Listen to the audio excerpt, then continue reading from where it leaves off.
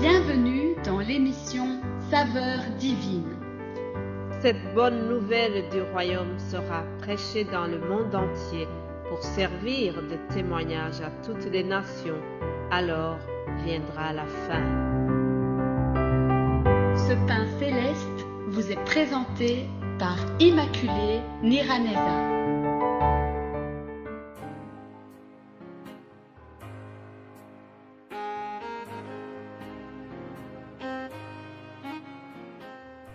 Shalom, shalom, mes bien-aimés qui suivent l'émission Saveurs divines. Que la paix de Christ soit avec vous. Rendez grâce au Seigneur qui nous donne encore ce jeudi. Je remercie l'Éternel vraiment qui continue à nous garder, qui continue à me donner la santé. Nous avançons tout doucement dans cette semaine et nous sommes en train de parler des bénédictions que nous avons en Christ, les bénédictions célestes que nous avons au travers Jésus-Christ. Alléluia. Nous sommes bénis au travers Jésus-Christ. Comme je vous l'ai déjà dit, en Christ, Dieu nous a ouvert le trésor de son cœur. Alléluia. Dieu nous a donné ce qu'il avait le plus cher. Le Père Céleste nous voit au travers son Fils. Si vous avez reçu le Fils, alors vous êtes bénis, vous recevez toutes les bénédictions que le Père Céleste nous envoie. Alléluia. Je voudrais vraiment insister et rappeler que en recevant Jésus-Christ par la foi, nous devenons enfants de Dieu et nous devenons héritiers des richesses divines. Alléluia. Nous devenons co-héritiers avec le Christ. N'est-ce pas une bonne nouvelle, chers amis? Si nous sommes enfants de Dieu, nous sommes aussi héritiers et co-héritiers avec le Christ.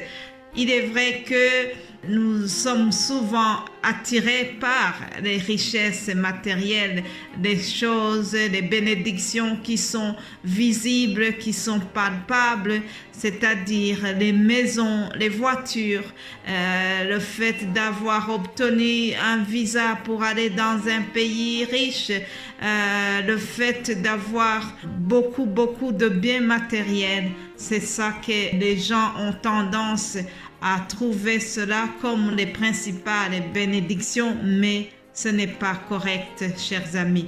Nous devons aussi considérer que les bénédictions célestes sont les plus intéressantes. Les bénédictions spirituelles que nous avons en Jésus-Christ, elles sont supérieures à ces bénédictions que nous avons dans ce monde. Alors, parmi ces bénédictions spirituelles que nous avons reçues en Jésus-Christ, hier je vous ai déjà parlé du Saint-Esprit. J'ai évoqué le Saint-Esprit que nous avons dans les Actes des Apôtres. Je vous ai parlé d'un certain Simon qui voulait acheter le Saint-Esprit. Et aujourd'hui, je voudrais revenir un peu sur le Saint-Esprit, l'action du Saint-Esprit, ce qu'il fait en nous. Le Saint-Esprit nous aide dans la prière. Je vous propose de lire l'Épître aux Romains, chapitre 8, 26. Il est écrit ceci. De même aussi, l'Esprit nous aide dans notre faiblesse, car nous ne savons pas ce qu'il convient de demander dans nos prières. Mais l'Esprit lui-même intercède par des soupirs inexprimables, et celui qui sonde les cœurs connaît la pensée de l'Esprit, parce que c'est selon Dieu qu'il intercède en faveur des saints. Alléluia! Quelle bénédiction! C'est vraiment une chance, c'est une grâce de savoir que le Saint-Esprit nous aide dans nos prières. Nous ne savons pas toujours comment prier, nous n'avons pas des mots corrects, mais lorsque nous prions, le Saint-Esprit vient et il nous aide.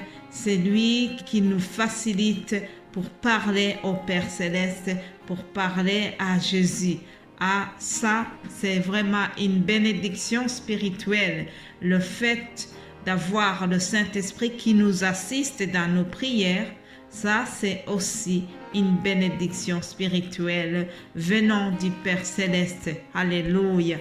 Une autre forme de bénédiction céleste que nous avons reçue, c'est que Christ s'est fait homme pour partager notre humanité, pour vraiment nous aimer davantage.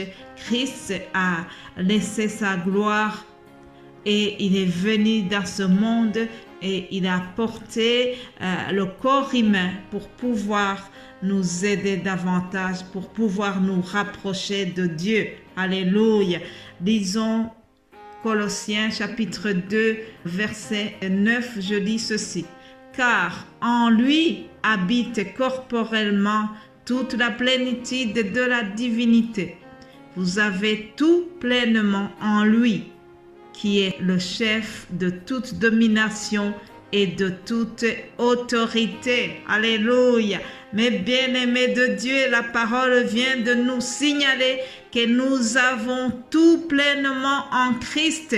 Il est le chef de toute domination. Il est le chef de toute autorité. Il règne, il domine sur tout. Alléluia.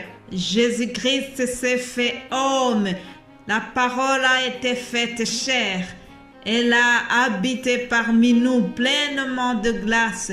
Elle était pleine de grâce et de vérité. Et nous avons contemplé la gloire de Dieu au travers la parole, au travers Jésus-Christ qui s'est fait chair. Alléluia. L'apôtre Jean lui a rendu témoignage et s'est écrié: c'est lui dont j'ai dit, celui qui vient après moi, qui m'a précédé, car il était avant moi. Alléluia. Et nous avons tous reçu de sa plénitude et grâce sur grâce. Alléluia. Car la loi a été donnée par Moïse, la grâce et la vérité sont venues par Jésus-Christ. Personne n'a jamais vu Dieu, Dieu le Fils unique qui est dans le sein du Père et celui qui l'a fait connaître. Alléluia. Dieu s'est fait connaître au travers Jésus-Christ, son Fils.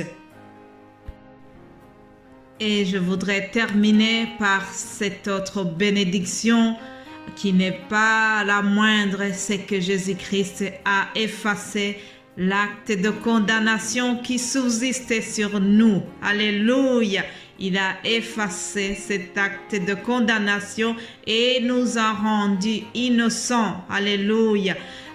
Lisons Colossiens chapitre 2 au verset 13.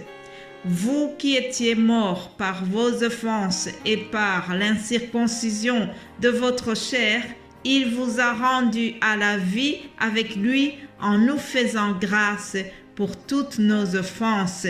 Il a effacé l'acte dont les ordonnances nous condamnaient et qui subsistait contre nous. Il l'a éliminé en le clouant à la croix. Il a dépouillé les dominations et les autorités et les a livrées publiquement en spectacle en triomphant d'elles par la croix. Alléluia. Merci Jésus-Christ. Tu as vaincu et tu nous as rendus innocents. Tu as pris notre culpabilité, Seigneur. Merci, merci Jésus-Christ. Ça, c'est une grande bénédiction, le fait que Jésus nous a rendus vraiment innocents alors que nous étions coupables. Nous méritions la condamnation, mais il nous a pardonné. Il nous a fait grâce. Alléluia. Remercions le Seigneur Jésus-Christ. N'est-ce pas une grande bénédiction? Lorsque quelqu'un a fait déjà l'expérience de la condamnation et qu'il est gracié, alors il ou elle peut comprendre ce verset que nous venons de lire. Jésus-Christ vraiment nous a fait une grande grâce lorsque il nous a pardonné nos péchés. Bien-aimés de Dieu, aujourd'hui je vais terminer cette méditation et nous allons continuer demain pour terminer notre semaine qui a été consacrée aux bénédictions célestes que nous trouvons en Jésus-Christ. Soyez continuellement bénis par celui qui bénit ses enfants. Passez une excellente journée et nous allons nous retrouver demain par la grâce de Dieu. Alléluia. Amen.